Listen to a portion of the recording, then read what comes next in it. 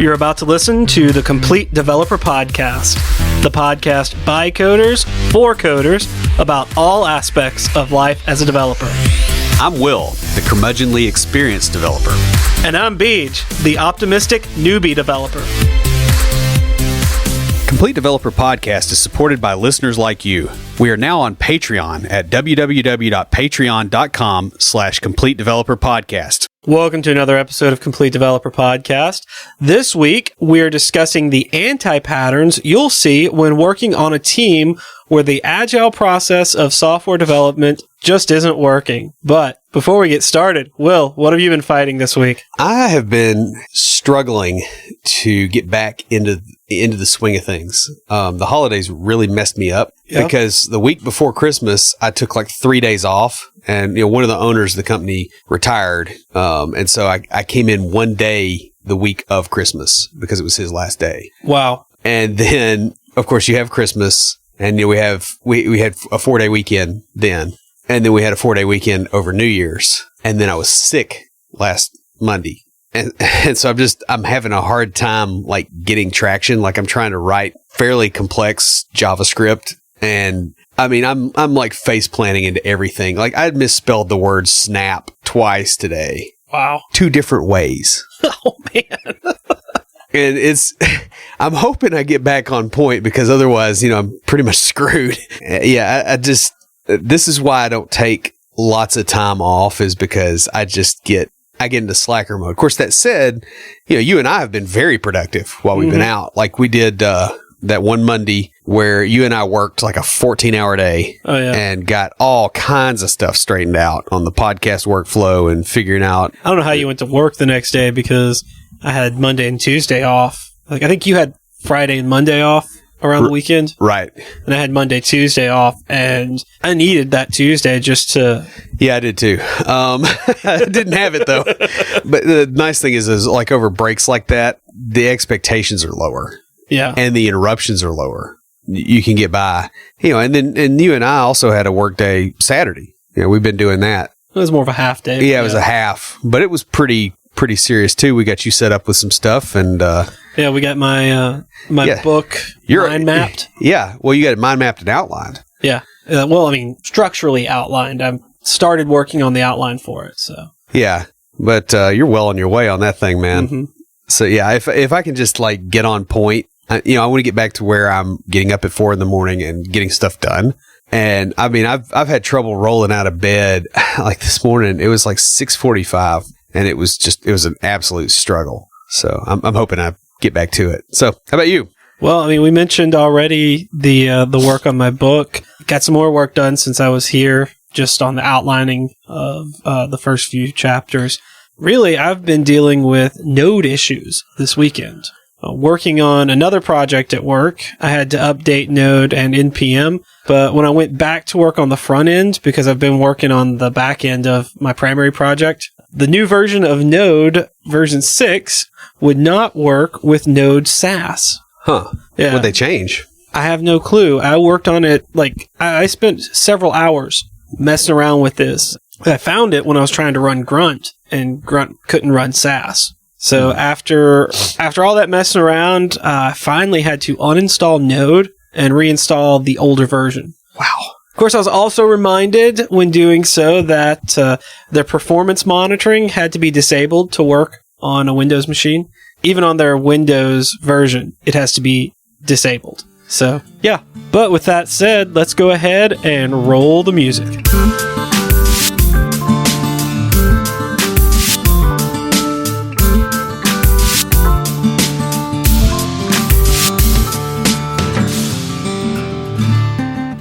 This week for IoTs, I have a product called Solu, S-O-L-U, and it's considered the smallest general-purpose computer. Quote from the website, "No need to worry about your hard drive, backing up files, or installing software because it's all in the cloud." And that's right, this is a cloud-linked computer with no hard drive or software installation. All of that is in the cloud and protected by convergent encryption on the device. It even works offline, synchronizing when you connect it. And I'll have a link to it in the show notes. Who's talking to us this week? Well, we grabbed a email from Christopher McGrath. Recently came across your podcast when I was searching for podcasts for developers. You guys are doing a great job. I love that the topics are around all the other things developers deal with and not just about code. During the latest episode, the Atlanta.NET Users Group was mentioned as a good place to practice speaking. You may also want to check out the Chattanooga.NET Users Group. Keep up the great work. And I do want an excuse to go to Chattanooga. I have several friends down there, so that might be fun. But hey, thanks, Christopher, for your email. We have a Complete Developer water bottle just for you. And guys, if you'd like your very own Complete Developer podcast water bottle, leave us a review in iTunes or comment on the website or any of our social media. We post all our episodes to Facebook, Twitter, LinkedIn, and Google+.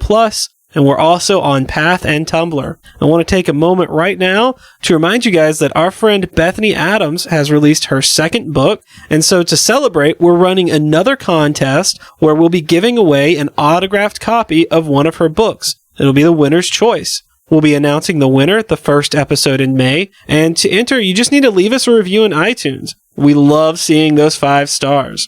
So if you haven't done so already, go back and listen to our episode on Scrum. In that episode, we talked about the way Scrum and Agile in general are supposed to work. This week, we're talking about some of the anti-patterns you'll see when it's not implemented correctly. And we've broken these down into 4 areas where you might see these anti-patterns.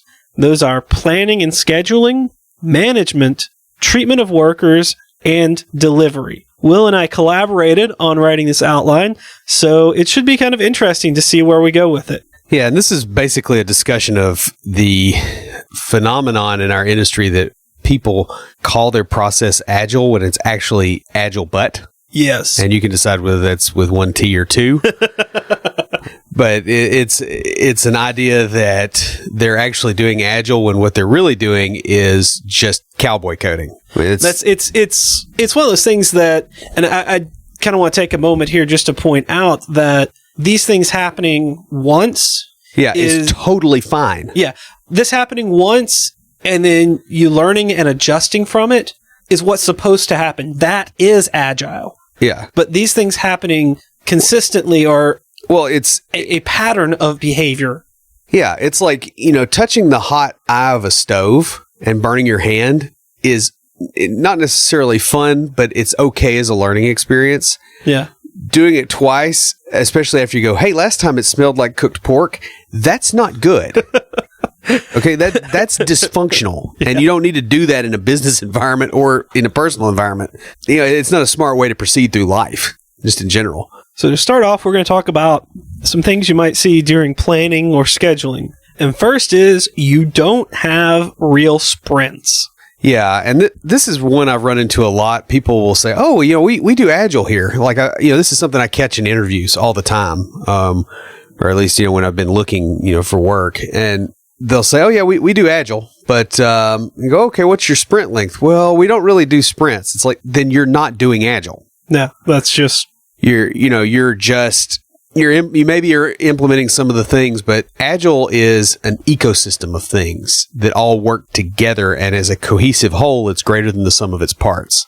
If you're leaving the sprint off, it's not going to help. Yeah, but the biggest thing is if you're not doing sprints, you're doing a marathon. Yeah. Presuming you're running, right? Yeah, pretty much. And it ends up being a thing where there's not really a sequence of events that happens. Like, they know that the project is going and going and going, and there's not that nice feedback loop, which is the core of Agile. It's supposed to be responsive to the environment that it lives in. Another way you could be doing it is you could be doing sprints, but your sprints are not of a fixed size. Right. So you'll have one sprint will be 2 weeks long, and then you'll have one that's 4 weeks, and then one that's 1 week. Yeah, and I actually had this discussion with management where I work, because they're talking about, well, let's do a 2-day sprint. And I'm like, I don't think you can do a sprint really in 2 days. That's more like I don't know what that is. That's not a thing. You try to do a sprint in 2 days, you'd get no work done because you'd be in meetings the whole time. Right. And I think a lot of this comes down to not necessarily a fundamental misunderstanding of Agile, but the fact that there's so many buzzwords getting thrown around, and some people's version of Agile really has nothing to do with Agile. Because people, it's like the difference between having agility and having speed. And most of these people think that what they're going for is speed. Well, just remember, and I think we pointed this out in the Scrum episode, but Agile is an adjective, not a noun. Yeah, and I would say it's either an adjective, not a noun, or it's a verb. Yeah, and another part of this anti-pattern too is cramming new stuff into the sprint. So like you do your sprint planning, and then halfway through they go, "Oh, this other thing is uber critical, and we didn't plan ahead. We've known about it for months, but we didn't say anything, and now all of a sudden the customer's screaming. You have to react to it." And, that's not agile either, especially when you do things like, well, we're not going to change the end of the sprint, but we're just going to add this extra work. Yeah, that's React-Gile. React-Gile. I like that. Next is scope creep, which Will kind of introduced a little bit right there. But this is changes in the scope without changing the schedule, such as adding new things to a sprint or adding to acceptance criteria that have already been committed to and are in the current sprint. Sometimes things come up and you do have to make changes. That's part of the process. But if you're changing the scope, especially if you're adding something to it, then you either have to change your schedule or take something out of the sprint. Yeah. I mean, you can be a little bit more reactive with Agile so long as you're not saying, okay, here's a 5-gallon bucket that's got 5 gallons of water in it. I'm going to pour another gallon in. Because it's not going to fit in the bucket. It's going to overflow. Yeah, exactly. That's right on point. And and scope creep, it can be feature set dependent. Another thing it can be is acceptance testing dependent. So like going, oh well, this, we're halfway through, but this really isn't right until this other consideration that didn't come up during planning happens.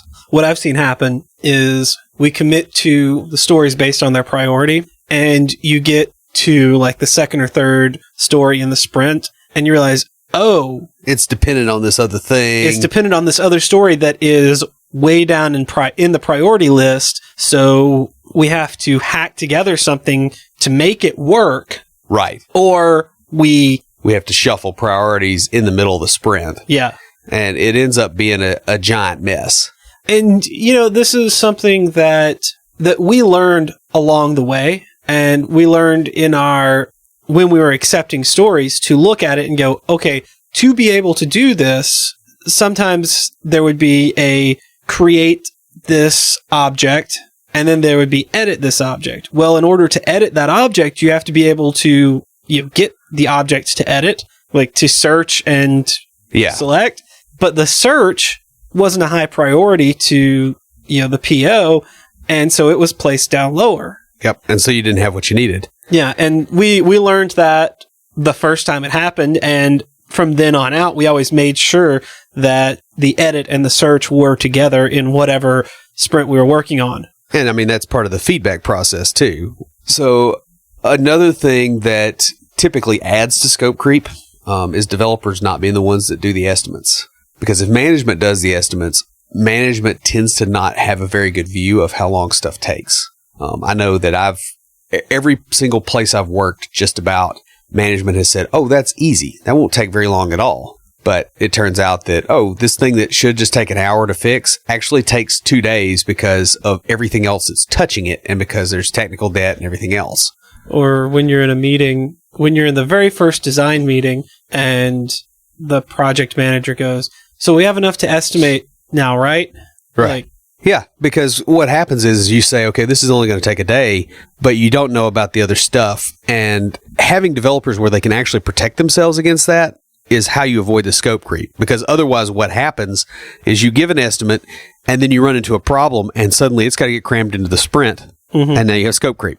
Well, the other thing you'll run into is a lot of people that are not in development do not understand development workflow. Mm-hmm. So things like, okay, I'm creating a branch for this feature and I'm doing my thing and then I've got to merge it back in. But there's 10 other people working in main or pushing stuff into main. And so I'm going to have merge conflict hell because I'm way in the guts of the system or I'm in something that's getting touched a lot.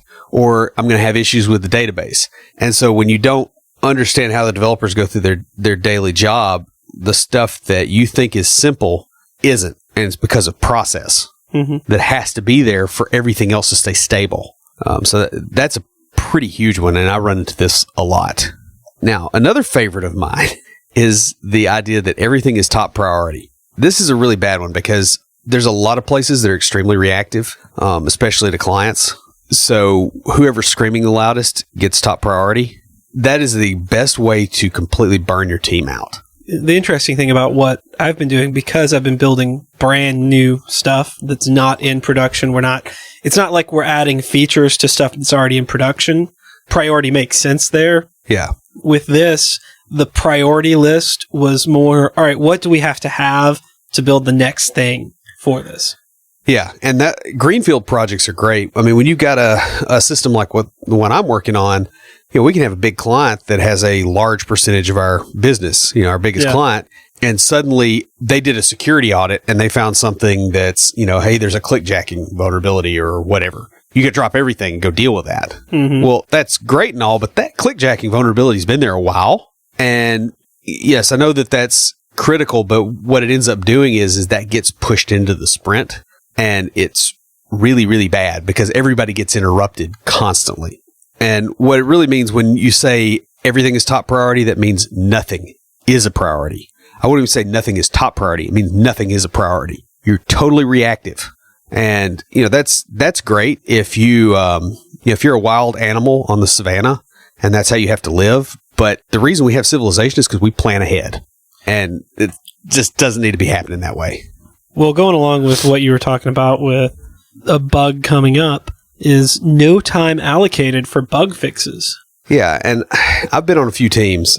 This is basically, this could end up being my rant about everything wrong with Agile right now.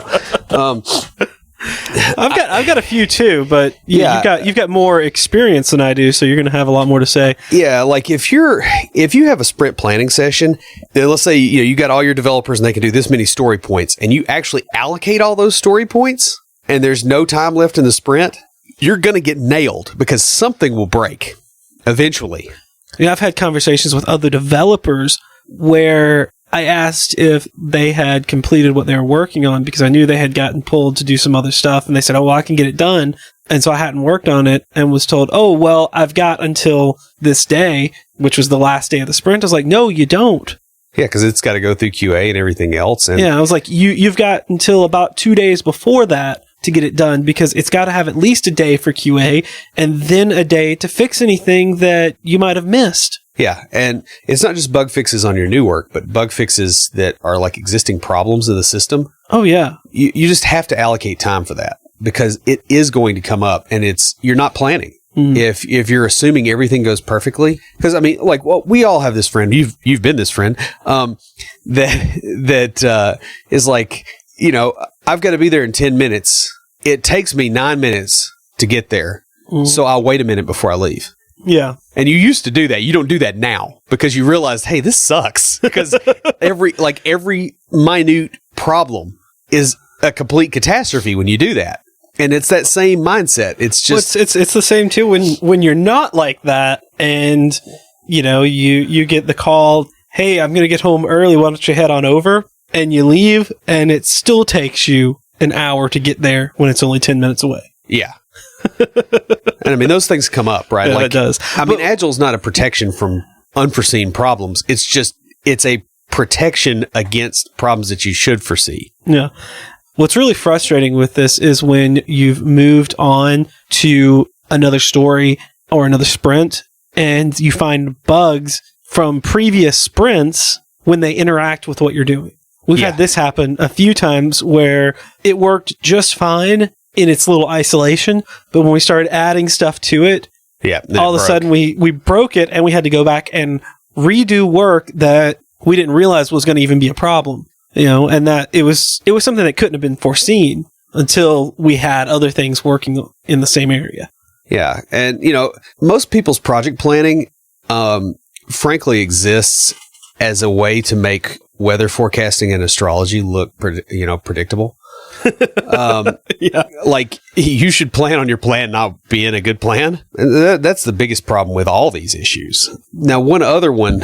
This one's the one that I find most absurdly annoying. Yes. That's ambiguous acceptance criteria. Yes. Your code should be fast. To whom? No. Because if it's a financial trading system that requires, sub 20 second, or sub 20 millisecond latency. That's a different definition of fast than, it's got to run overnight, but not take all night. Or, we need a form with these fields in it, and you go, okay, one is product number or something. You're like, oh, so that's probably an integer. No, there's letters and characters and dashes in it, so it needs to be a string. But that's not stated anywhere in there. It's just, we need a field for product number. And, that's one thing. Another thing is, especially like UX considerations, like not having a style guide, not having all the pre-work done that tells you how to make the thing work and how to, what those criteria are. Like, you're just asking for scope creep. Or another one that I've seen too, this is the one that's been the most frustrating of all, because it should have been in the acceptance criteria from the very get-go, but it wasn't, is, we need a field for this, and it's like, they'll tell you it's 20 characters, and it could be, and then you go work on it, and halfway through the sprint, you're told, oh, by the way, it should be a drop-down. Yeah. Or another one is, this should be a drop-down of 19 items. And that's nice. What 19 items? Yeah, just random. Just 19 random items? I mean, I can write 19 items, but... Yeah, it's a for loop. Yeah. That's real easy. I'm like... Yeah, and that's... And then the frustrating thing, too, is... And then it takes half a day to get that list of 19 items. And you're just stuck. And you're just sitting there dead in the water because it wasn't prepared. Yeah. And, and so going on from the planning thing, the next set of stuff that causes trouble is management issues. And... this is a little bit different than planning because a lot of times it's different people doing it. The first one is rotation of developers in and out of projects. Oh, yeah. This could be developers on too many projects at once. This is basically poor resource allocation. Yeah, either that or not necessarily on too many projects at once, but like if you have a developer that's doing something that's critical and blocking and it's underlying a bunch of your projects. They're not necessarily on any one team, but they're not really anybody's. Yeah. I mean, that can be some of the worst. That can be very frustrating, especially when it's like, you don't have enough DBAs for all the teams, so they're split across them. Yeah, and we run into this at work. We've got one guy that does a lot of the low-level, high-performance critical code, and he's the guy. Yeah. And everything touches his stuff. Mm-hmm. And so if there's ever any kind of bump, the whole team can be dead in the water. Yeah, that makes sense. All across the organization. We work in pretty small teams, and so I'm the back-end guy. And so when I got pulled off of my project to go work on another one, that was it. I mean, the front end could do only so much if they had no API to talk to. Yeah. And thankfully, the reason I was pulled is because our deadline was extended. So we were afforded that. Right. But I've seen it too where one of our developers who had been there for a long time was getting pulled a lot to go work on, fixing bugs for stuff that she'd written 10 years ago, or she'd been part of the team that wrote 10 years ago. Yeah. And I mean, the biggest thing here is that it's hard enough to plan one project and, resource allocation and, what might happen if there's an emergency, et cetera. When you add multiple projects in there, it gets a lot harder, especially when the stakeholders are different. And then you have all the political interactions that go on between them. Oh, yeah. Which chews up a lot of time, too. And so you've really, really got to be careful about rotating developers in and out of projects. The other thing it screws up is your sprint planning, like figuring out how many story points you can handle in a sprint. Well, if your team isn't of a fixed size, you have no idea because you really don't know what one person's contribution is. You know roughly what your team can handle in a sprint. But you pull a person out, and it's like, well, you may be pulling their story points out, but hey, they've got somebody that relies on them that can't get their help. Or they just have a good working relationship with, and they both go faster because they're working together. Yeah, I can see that. It's a three-body problem, and it really, really throws off your estimation. So next is over-reliance on timelines or delivery dates. Yeah, and this is one that really afflicts a lot of people that think they're doing Agile because, while everybody has deadlines and there's delivery dates and you've got SLAs and all that kind of stuff you got to keep up with. When people start really, really pushing hard and they want to know when each task is going to be done so they can do their little PERT chart and they can do all the nasty little project management stuff, that has to be done, what that tends to do is it gets in the way of actually being effective getting the things done. Because you're constantly being pinged. Well, how close to ready are you? How many hours do you think you have left? And, and they want to see burn downs and they want to talk about it. And like that gets in the way of Agile. I've noticed it can be kind of difficult to really give a good time on things because, for example, when I first started on this project, we had a front-end developer, a back-end developer, and then myself, which is full stack. Our back-end developer has since moved to another department. When I had gotten into it and kind of figured things out, I could do stuff that would take me 20 minutes. It would take her 2 hours. Yeah. And she could do stuff that would take her 20 minutes that would take me an hour or two. Yeah, and delivery dates. And so it was hard to put those times on the tasks where, on your Kanban especially board. When anybody can pick them. And I mean, that's really, I think that is one of the saving graces of Agile is that you base the estimates on what the lower end can do, not on what the higher end can do. So you can absorb shock. It makes the system resilient because you don't have cascading failure conditions when something can handle a lot more than what it's handling. It's when you get close to the edge, that's when you get nailed. Well, exactly. And we would put, sometimes we would put an hour or two on things. And if I took it, it got done in 20 minutes. If she took it, it got done in an hour or two. And vice versa. If it was something that she could do faster, she would take it, do it in 20 minutes, and then just mark it as done. Yeah. If I took it, it might take me an hour or two. So, I mean, that was kind of the way we did that. But kind of talking about self-assignment, the next one is poor self-assignment of tasks. One of the worst things that could possibly happen for Agile is that it all gets assigned at the beginning. You're going to do this, you're going to do this. And oh, by the way, there's dependency chains there too, right? Yeah. Like this is how you create cascading failures in your development process. Mm-hmm. Because if anything starts to go wrong, it's more effort to correct it. Because now you've got to start reassigning tasks and you've got to figure out what the dependency chains are so you can figure out when stuff is going to get done, if it's going to get done in time, how everything shifts versus, hey, here's a bucket of stuff we got to do and here's the order of dependencies. The thing is, you'll notice that if you're not assigning tasks at the beginning, people still tend to silo themselves.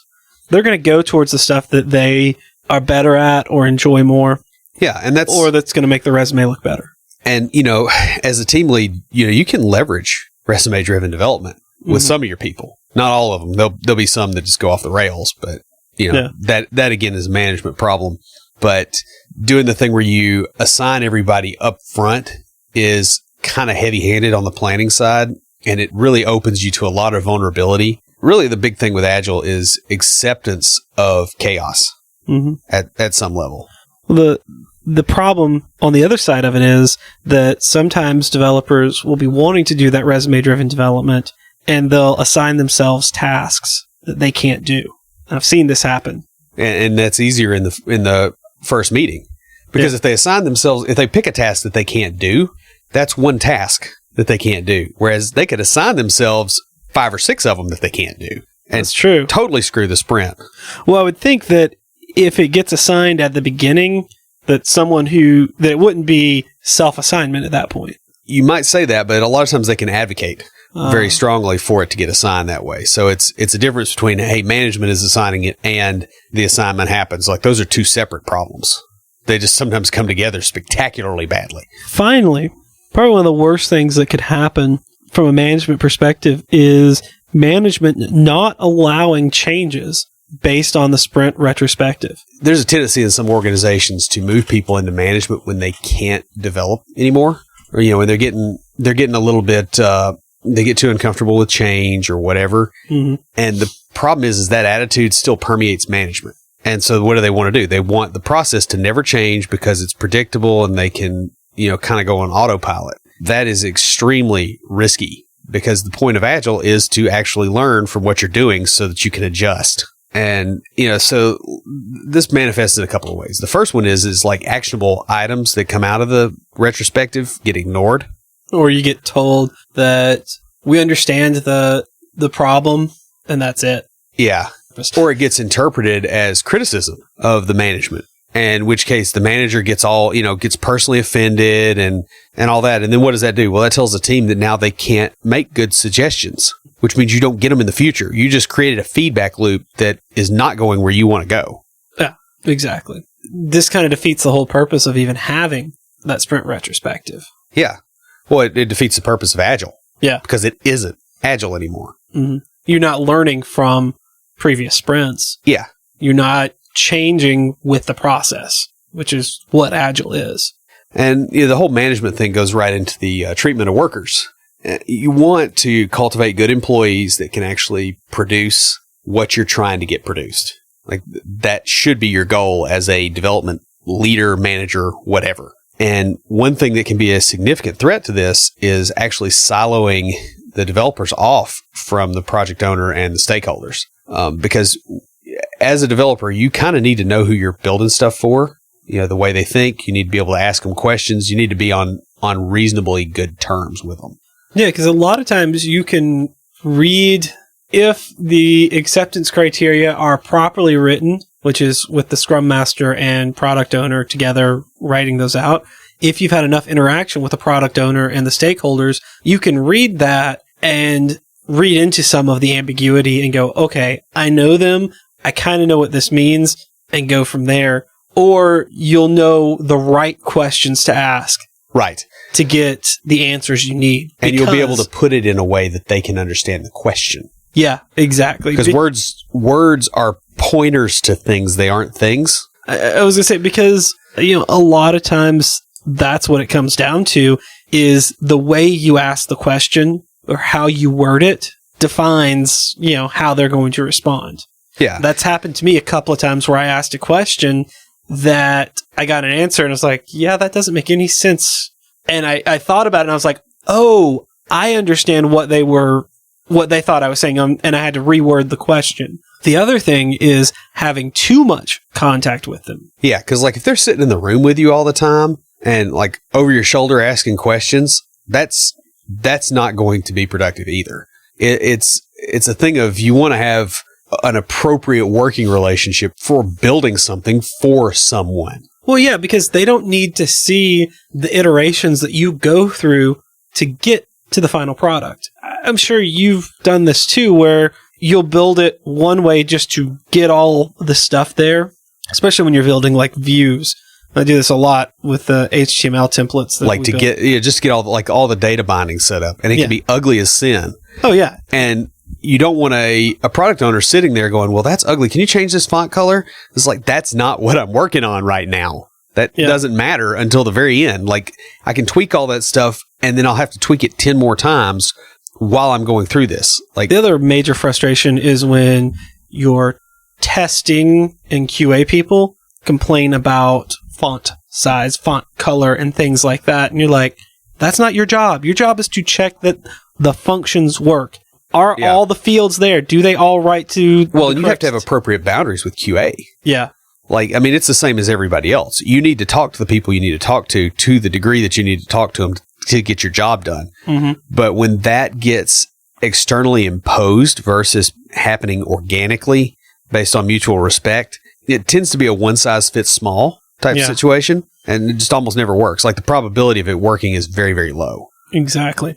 Next is not rotating the Scrum Master. Yeah. And this is there's a few things that go wrong. One is obviously you have one person specializing in being the Scrum Master, Scrum Lord, whatever you want to call them. And when that person gets sick and they're out of the office, or they have a death in the family or whatever, and it's sprint planning day, you don't want to be sitting there going, well, we don't have anybody else trained. We're just all kind of sitting. So question, and I'm a little curious as to what you mean by rotating the Scrum Master, because maybe it's because we're converting from waterfall to Agile. We have one Scrum Master per project that is a BA. Okay. That we're the project managers under the waterfall method. I would say that the project manager and the Scrum Master are not the same role. The way I would probably try to do this is actually have a couple of developers that rotate through doing the actual Scrum Master job.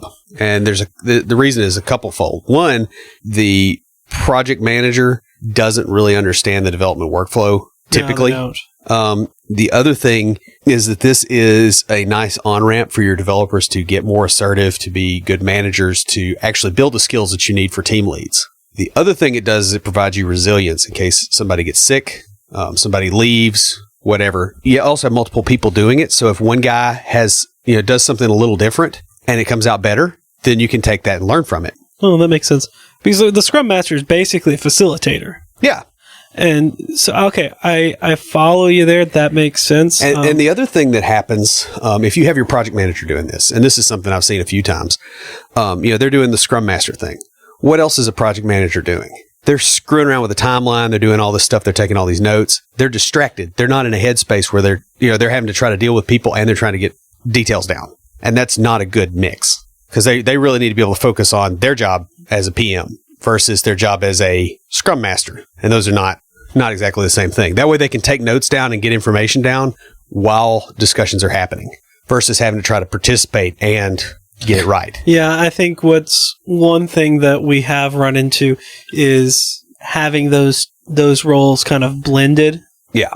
Okay. I mean, well, my question then is, how often do you rotate? Do you rotate per sprint? Do you rotate per project? Yeah, I'm not exactly sure. I think there's probably some optimal cadence for that. Mm-hmm. But to be honest, most of the Agile projects I've been on have either not lasted long enough for that to happen, or they've had enough turnover that it didn't really happen, or there were other issues that they needed to fix first before they're like, oh, we can optimize at our Scrum cadence, like our Scrum turnover cadence. Like there's other stuff. So I'm not sure what the optimal is. I'd be interested to see if, any of our listeners have come up with anything on that, to be honest.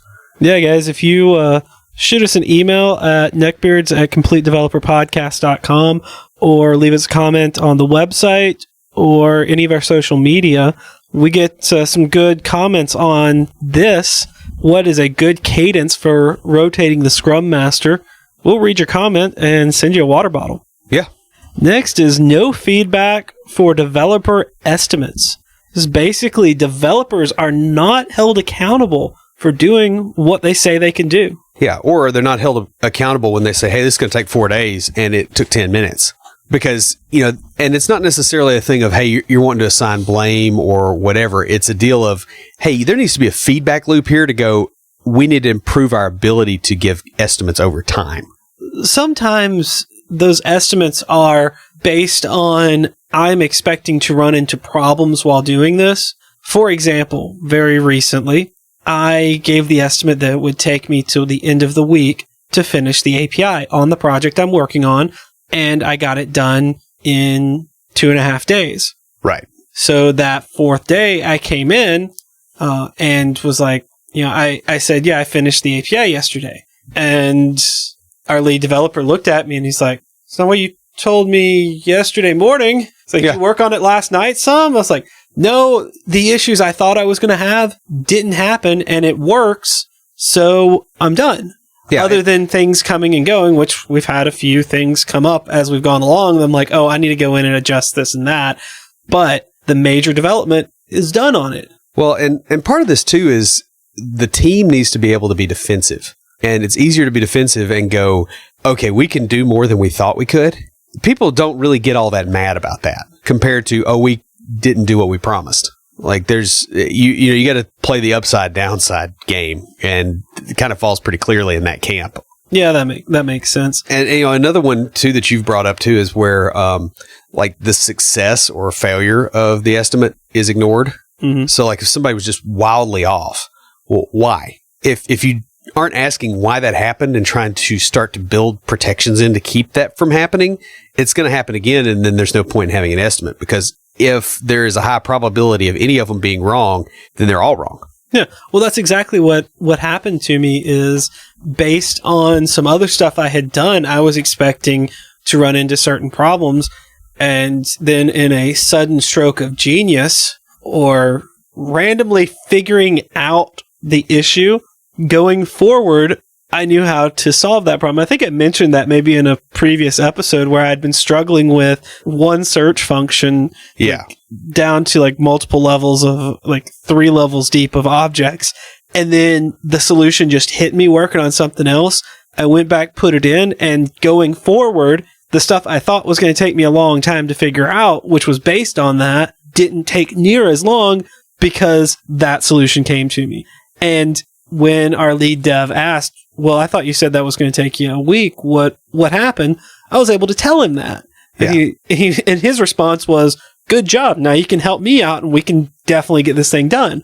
So, I mean, it ended up being a good thing, but you're right. That's exactly what happened, where he said, okay, why did it take you less time than you expected? Right. What changed between now and when you originally estimated that? You know, if you don't have that, if you don't ask those questions, there's no value for being accurate. Exactly. I mean, because the point of it is we have a thing that we want, and that's called accuracy. We want to be able to estimate projects. We want to be able to deliver projects. And when the thing that you're trying to get is not treated as if it's valuable, you're not going to get it. Like, you know, everything's a value judgment that's a resource constraint, and you have to pick what you're going to go for. And if accuracy and estimation isn't something that's valued, then you're going to have wild inaccuracy in estimation, because why not? Being a big nerd here, I'm reminded of one of the Star Trek movies, the one where they were switching from the original to the Next Generation in the movies. They have some of the crew from the original on the new Enterprise, and Picard asks Geordi how long it's going to take to do something in the engine room, and Geordi gives an estimate, and then Scotty's like, all right, how long is it really going to take? Yeah. And Geordi's like, he gives him the same estimate, and this guy's like, you gotta buffer that. Yeah. Well, and everybody does that, right? I mean, you know, it's very risky to go, hey, I have a developer in the office for 8 hours a day, so they can do 8 hours of work, because that never happens. Like, the most antisocial nerd, you know, workaholic developer that you have is not working the entire time they're in the office. Well, they still have biological functions that need to be taken care of. Right. Or they sit back and they pop their back, or they got to walk around or go get coffee or whatever. Like, it's just not a thing. Yeah. And so you've got to be somewhat resilient to that. Next is my favorite problem. and one I've run into recently too. And that is where your stand-up meetings, your morning stand-up meetings, your scrums, they're sit-down meetings. So your stand-ups are actually sit-downs. Yeah.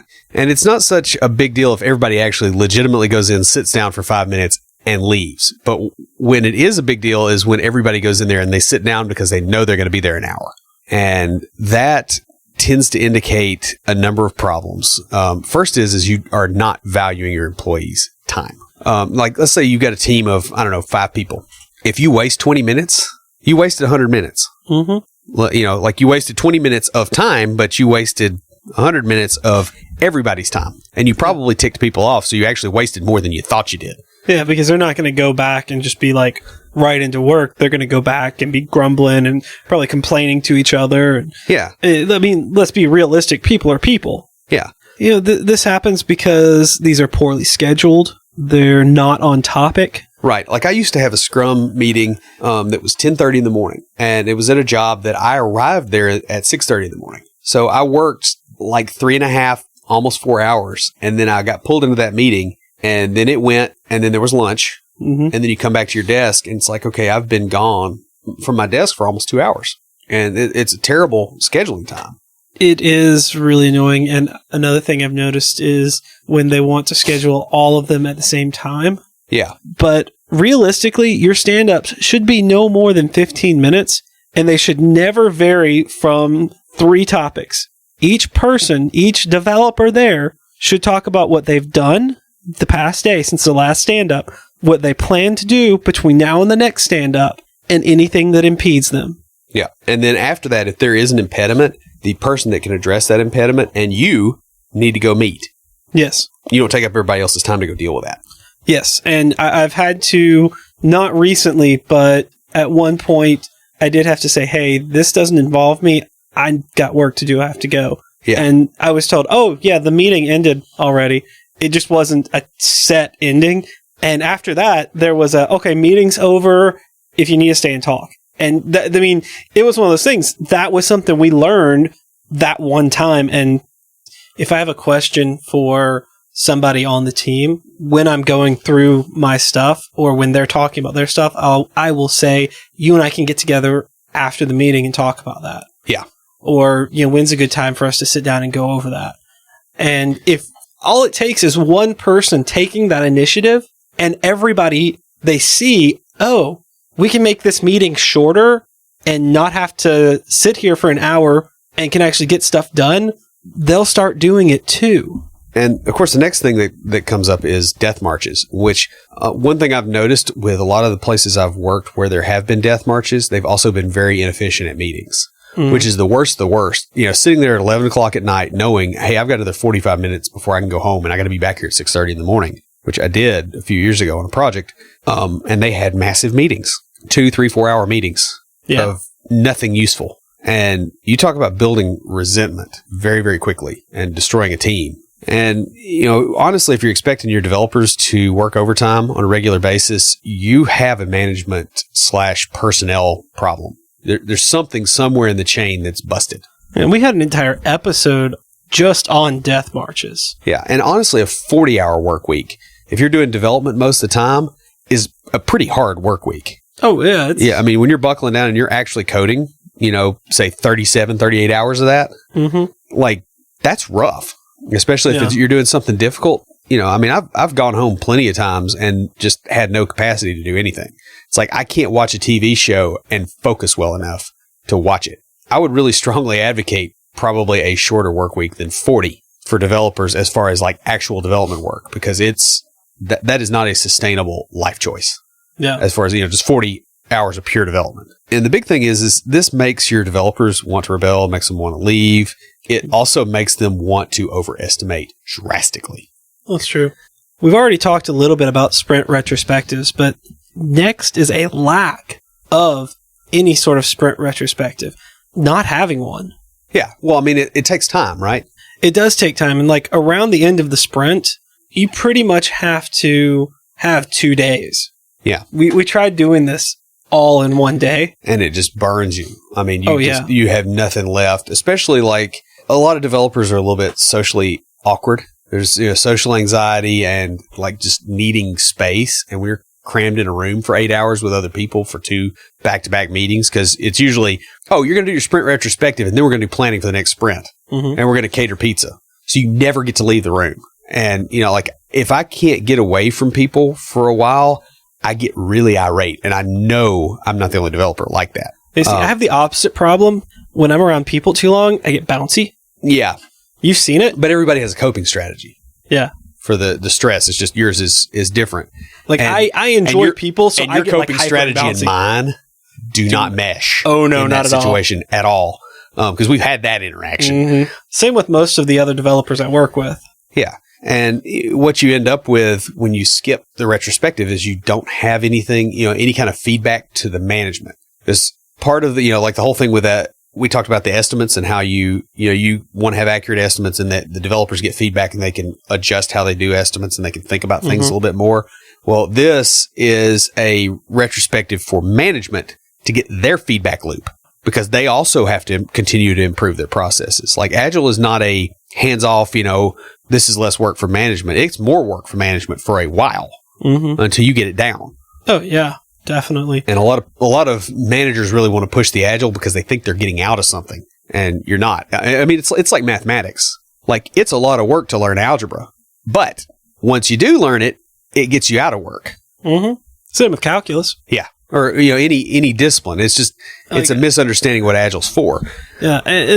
The other problem here is when you do have a sprint retrospective, nothing comes out of it. It does not result in actionable items. Well, when it becomes a thing where everybody sits around and complaining, it doesn't really bring any value. Now, that said, if everybody is sitting around and complaining about the same thing, that needs to go back to somebody in management. It may not be something the developers can fix, but the manager can go, oh, this is crazy. I worked at one company that, they had speakers up in the ceiling, and the secretary, because she was busy painting her nails and didn't want to touch a doorknob and go look for somebody, would get on the loudspeaker the whole building when this guy that was in finance wasn't at his desk. to try to find him. Even though his wife was like in the next division, that's probably where he was. But instead of calling around, it was easier for her to hit the button and disrupt the entire building. And so you have situations like that. Well, the developers can't fix it, but if their management is going, hey, every developer is complaining about this, it can get stopped. In this particular case, it got stopped by, the management coming in and going, okay, I need you to keep a lookout, and cutting the speaker wire. But, well, that's one way to fix it. Yeah. It got done. But, it was. Well, speaking of management, the next one is management in the sprint retrospective. Yeah. And the reason you don't want this is because at that point, then it becomes a game for the people in there. It allows people to, bump elbows and try to push their way ahead of everybody else. It makes people shy to mention problems. A lot of times too, the stuff that comes up in these meetings doesn't have to leave. It could be something as, hey, this manager and I really, really don't get along. And you may have another teammate that's like, oh, that's my best friend. I can run interference for you. And it never goes to manager. But that can't happen with the manager in the room. Oh, yeah. Or the other thing is, if someone's not pulling their weight, that is the first place to call them out on it. Yeah. Because it's you and the other devs. It could be any number of things that never makes it to management. If a manager's in there, you know what they hear? So-and-so's not pulling their weight. Yeah. And it allows the team to mutually reinforce their own bonds and kind of handle things at a small unit tactic level versus command level. Because that's a better place to do it. The other thing too is you might ask them and go, hey, what's going on with this? And you might find out from them, it's like, look, I'm looking for the job. And people will be honest with their coworkers about that. And the coworkers can then feed that back in. Well, then, you don't take on as much as if you as a developer know that. You go, you know what, this is going to be a really rough 2 weeks. We're just going to take on less this 2 weeks, knowing that one of your developers is about to leave. Yeah. And over deliver. If you deliver what you said you were going to deliver and you were down a person. Speaking of delivery, that's our next topic. And the first one under delivery is you don't have deliverable code at the end of your sprint. Yes. And people don't think this is as important as it is. One thing I've seen, one pattern is people going, well, you can push it to dev and we can look at it. That is not delivery. Okay. Done means deployable. And the reason you want this is it's very easy to make architectural decisions or, coding decisions or whatever that require extra work. And if you're not deploying it, you don't know. Next is no quality control. Yeah. And I've worked on plenty of teams that did this where they had sprints, but nothing got QA'd at the end of a sprint. It's just out there, and somebody might poke around in it and they might not. There wasn't a formal QA process. If QA has not had a chance to look through the finished code, it's a failed sprint. Yeah. That's it. I mean, developers may finish with no time for QA or testing, and you have to think about that. This is not waterfall where you develop and then you throw it over the wall. Yeah. No, this is you're all on the same team. Yeah. Yeah. So you have to think about that. There has to be time for QA and time for bug fixes that QA finds, because as much as we like to test our own code, we're horrible at it. Oh, yeah. I've never met a developer who does a good job of testing their own code. There's a lot of them that think they do. Yeah. But I mean, you just been looking at something for so long. It's like everybody thinks their kids are attractive, smart, and funny. Their religion is perfect, and their way of life is the only way to live.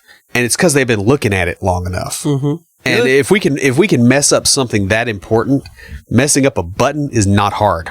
The other thing is, without having any quality control, you're never going to know when breaking bugs are going to smack you in the face. Yeah. And then you'll get interrupted when something critical is found in production. And guess what else happens? The developers start building time in for that. Yes. And so estimates get longer and they get more inaccurate, and you lose the ability to control the system. It's almost like rocket science, really, because if you allow yaw problems to happen, the rocket destabilizes just from a little vibration and overcorrecting. Yeah. And eventually the thing just pile drives into the ground. We try very hard to avoid comparing programming to rocket science on this show. Yeah. And you just did directly. Yeah. Well, but it's a stabilization. No, I know what you're saying, though. I know what you're saying. And the last one is delayed user acceptance. And this kind of fits in with the other testing as well, because user acceptance testing is the next band out from QA. It's basically the user going, yes, this does what I need it to do. And I've been on a lot of projects over the years, and only a few of them have really, really screwed this up. But when they do, it's spectacular because they'll be off by like 7 or 8 months. And then somebody looks at it. I understand this because I've had times, and thankfully it was only off by a few weeks, but we've had times where we've spent a 3-week sprint working on something, taken it to the product review with the PO and the stakeholders, and they're like, oh, that's not what we meant. This goes back to having good acceptance criteria too.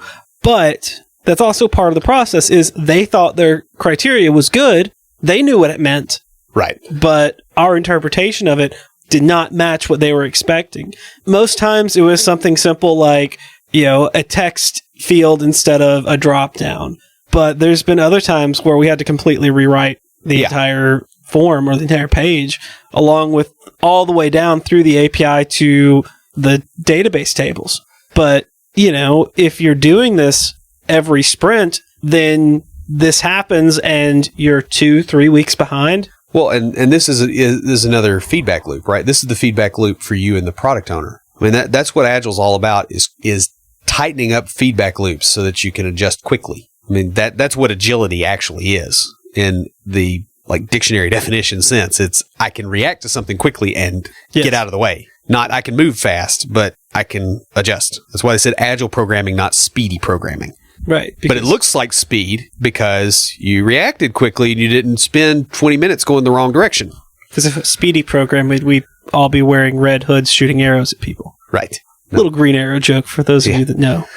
The other thing, too, with the delayed user acceptance is when your product owner doesn't want to look at the thing, it makes the team feel like it's not important. That's very true. And that will destroy the quality of the work over time. Let's be honest, it's not likely that you'll see all of these on one team. Right. But you'll see them all over time. Well, that's true.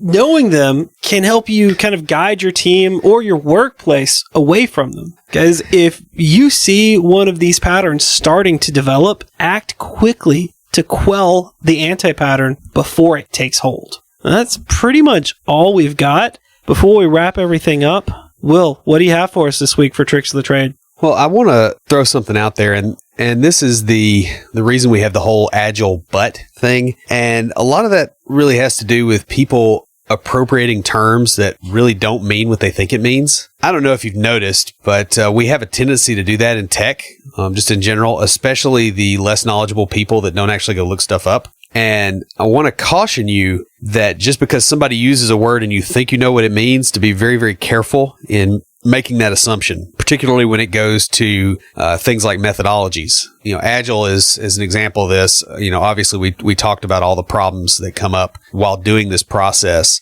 Object-oriented is another one. These are terms that, while they have a very specific definition that was very clearly laid out by people, just because that's the case doesn't mean people aren't ignorant and using the wrong term. You need to be mindful, especially if you're interviewing or you're talking to somebody and trying to learn what they're doing, that just because they use a term, you don't necessarily trust that they know what they're actually talking about. Just want to throw that out there. That's all I got. Stand by for Titanfall. If you have a question or comment for us, please email us at neckbeards@completedeveloperpodcast.com. Our theme music is an excerpt from Stand By for Titanfall by Pure Bells, available on SoundCloud and licensed under Creative Commons. The intro music for IoTs is Hillbilly Hip Hop by Jason Belcher. For references, show notes, and to sign up to our email list, be sure and check out the website at CompleteDeveloperPodcast.com. You can also follow us on Twitter at CompleteDevPod and like our page on Facebook to keep up with the news about the show. Thanks for listening. See you next time.